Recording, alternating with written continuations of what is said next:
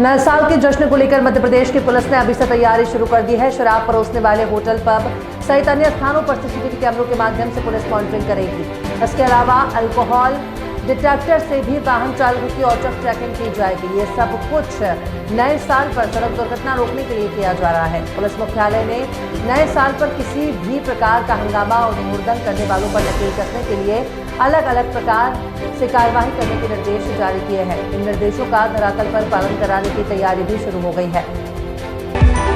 मध्य प्रदेश में साइबर ठगों द्वारा डिजिटल अरेस्टिंग के नाम पर की जा रही वारदातों को रोकने के लिए अब पुलिस ने और भी नए प्रयोग करना शुरू कर दिए हैं।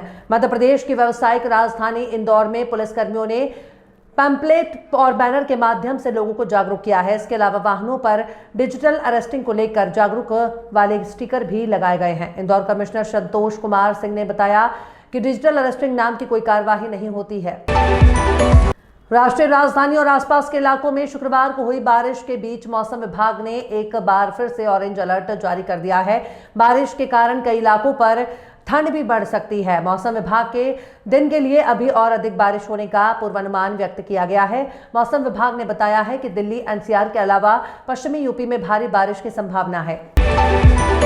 आधुनिकता के दौर में लगातार जनता को सुविधाएं मुहैया कराने के लिए नए कदम बढ़ाए जा रहे हैं, जिसमें एक मेट्रो रेल सेवा भी शामिल है। मेट्रो रेल से लोग सरल, सुगम और कम समय में अपने गंतव्य पर पहुंच सकते हैं। दरअसल अभी तक मेट्रो रेल की सेवा महज कानपुर IIT से इलाका मोती झील तक ही चल रही थी, लेकिन लगातार हो रहे काम से अब नए साल में इस सफर को और भी आगे बढ़ा दिया है, जिसका मेट्रो यात्रियों को मिलेगा।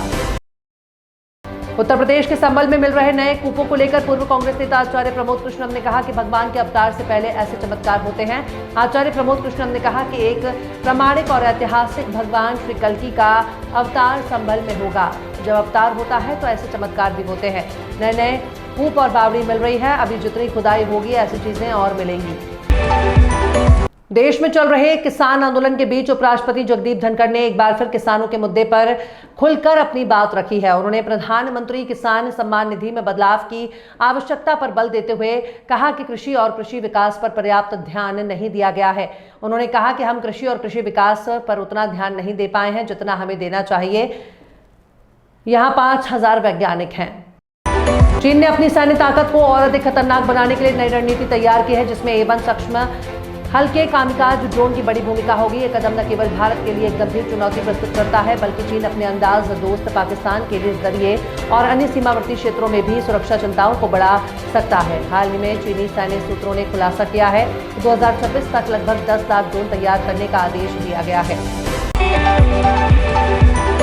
विश्व हिंदू परिषद विहिप ने गुरुवार को बताया कि आखिर वो कौन सी वजह है जिसके कारण हिंदू समुदाय द्वारा मुस्लिम स्मारकों पर अधिकार का दावा किया जा रहा है और इसको लेकर अदालतों में याचिकाएं दायर की जा रही हैं। उन्होंने कहा कि हिंदुओं में इस बात को लेकर नाराजगी हो सकती है कि मुस्लिम समुदाय की ओर से अयोध्या, मथुरा और काशी में विवादित स्थलों को स्वेच्छा से हिंदुओं को नहीं सौंपा गया है।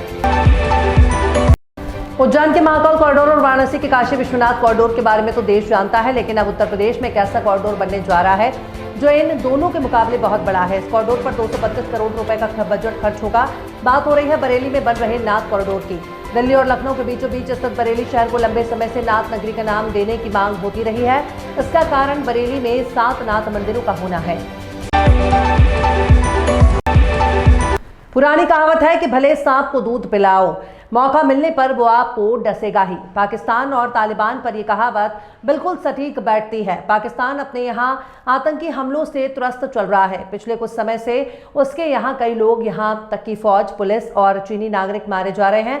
मन मारकर उसने बीते दिनों अफगानिस्तान में एयर स्ट्राइक कर दी। पाकिस्तान ने कहा कि यह हमला TTP तहरीक-ए-तालिबान को नष्ट करना था।